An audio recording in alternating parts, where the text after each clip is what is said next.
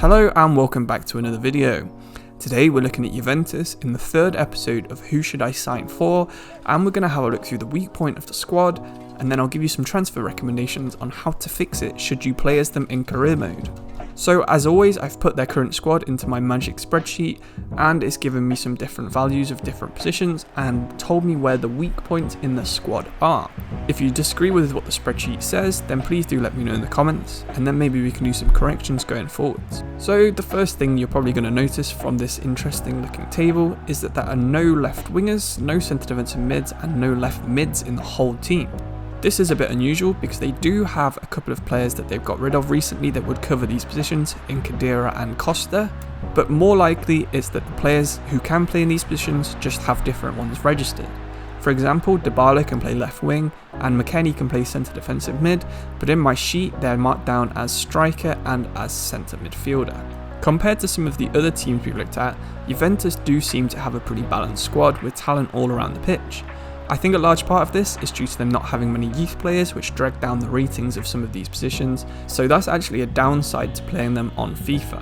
However, of course, with the likes of Ronaldo bringing up the striker position, three really good centre-backs in Chiellini, Bonucci and De Ligt, and probably the two best goalkeepers at one club in Szczesny and Buffon, you're going to have a good all-round team. However, of course, there are still weaknesses in the squad that's bringing down the overall, and these appear to be at fullback and on the wings. We'll go through who's playing in these two positions, and then we'll go through some suggested transfers that you can sign for them going forwards at the end of the video. So starting with left back, because that does seem to be one of the weakest positions. Alexandro is an 84, which of course is world class on FIFA. However, Juventus' only other left back is Gianluca Frabotta, who's 67 overall. His potential is also pretty low, so he's unlikely to ever challenge the first team. This is one area we'll definitely need to improve, and I'll give you some suggested transfers at the end of the video. With having Cuadrado and Danilo playing right back, kind of inflates the overall of the position. They're both very average at 82 and 80 overall, but they'll do for the time being until you can sign someone when it's more of a priority.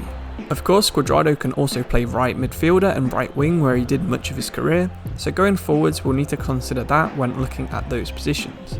The only other right midfielders at the club are Dejan Kulusevski and Federico Chiesa, who despite not having the best overall currently, have the potential to be two of the best wingers in world football.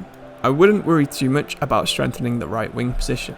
Left wing, however, is a priority. In real life, Juventus have played Federico Chiesa, Alexandro, Weston McKennie, Ronaldo himself and Aaron Ramsey all at right midfield, but with none of these being natural in this position, they're more of a stopgap. Recently McKennie's done well there, but more likely you're going to want him bossing the centre midfield than rather playing on the wing where he has limited pace and crossing abilities. We'll go through some transfers here for a first choice left winger in a couple of seconds.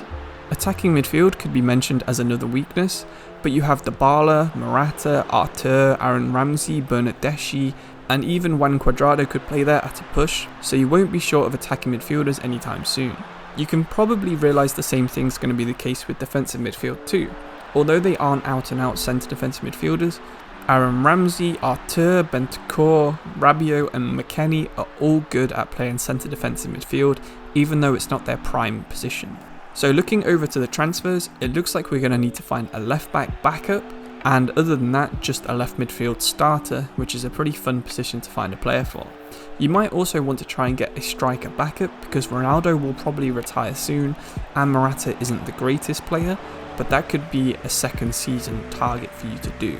The easiest way for you to resolve the left wing problem would simply be recall either Douglas Costa or Marco Piacca off their loans. Although both of these players are already at their peaks and not going to improve too much, and they probably aren't really at the level you want a player at. You might be able to flex the financial muscles of Juventus and go for someone like Christian Pulisic or Hudson-Odoi from Chelsea, who would both probably be first choice players for any team in Serie A. Or you could do something that Juventus have done recently and go for an aging superstar in either Eden Hazard or Angel Di Maria. Or you could go somewhere in between and go for Marco Asensio to solve your wing problems there.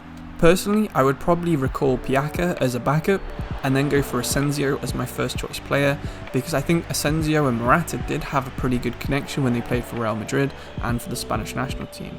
Moving further down the left flank, at left back you already have the joint 4th best left back in the whole game with Alexandro. Of course, he's also adept at playing further forward, so you could always go all out on buying a left back instead of a left midfielder and just place Sandro in front of them. With Juventus liking to sign older players, someone like Azpilicueta could be a good choice, although he is very slow on the game. Maybe Marcelo would feel like he wants to link up with Cristiano Ronaldo for a final time. Or maybe you'll feel like your squad needs a bit more potential and you'll go for Nuno Tavares at Benfica, who has the potential to be even better than Sandro, or despite him only being a 73 overall on day one of the save. There are plenty of players who see Juventus as a step up from their current club, so even players like Luca Dean would probably want to join you over staying at Everton. Of course, David Alaba's contract ends this season and he wants to move away to either Barcelona or Real Madrid, but of course Juventus do have the money to compete with either of them, so maybe you could persuade him to be the left centre back partner or left back if you decide to replace Alexandro further up the pitch. The final cheap choice for a backup left back would be Emerson at Chelsea. Of course, despite being born in Brazil, he is actually an Italian national player, so maybe you could persuade him to come back to his adopted homeland and play a couple of seasons as backup to Alexandro before replacing him when he retires. As we mentioned before, there's also the chance you'll want to sign a backup striker, but unfortunately Italy isn't blessed with great potential at the moment in this regard. Moise Kean is probably the obvious choice, but again it might be a bit unrealistic him returning to Juventus, so instead you might want to just spend big and fully replace Morata with another striker. Of course, Dybala can also play here if you don't use the centre attacking midfielder, so just retraining him to be a full striker is probably the best call to save a bit of cash. So yeah, that is my suggestions for how you can improve Juventus. Simply signing a left back and a left mid would give them a very balanced team, one that possibly could even be Champions League winning level. Unfortunately, the level of team in Serie A isn't at best at the moment, but you'll still find a challenge in the Milan teams and Roma, and especially given how their potential can play out, possibly even Napoli. I think Juventus could be a very fun career mode. I don't think they need a rebuild, I think they just need 1 or 2 additions before some of their older players retire. Of course, Chiellini's 36, Buffon's 42, Bonucci's 33, Ronaldo himself is 35 unfortunately, so these are massive players that you're going to need to replace. Even at right back, Cuadrado, your starter, is 32 and Danilo is 29, so you're going to need to get a replacement for them in season 2 probably. If you can manage to keep any of these players around past the second season, then you're going to have a lot easier time of keeping your level up, but if you don't, then you're going to have to replace all of these in season 2, so it might be worth planning ahead and getting bids ready in season 1. Anyway, thank you for watching this video, and I hope it helps you out if you do ever actually play Juventus on FIFA Career Mode. If you have played Juventus and you want people to find out who you used to improve them, then let us know in the comments below or on my Discord in the description. But for today's video, that's all I've got, and I'll thank you for watching, and I'll say goodbye.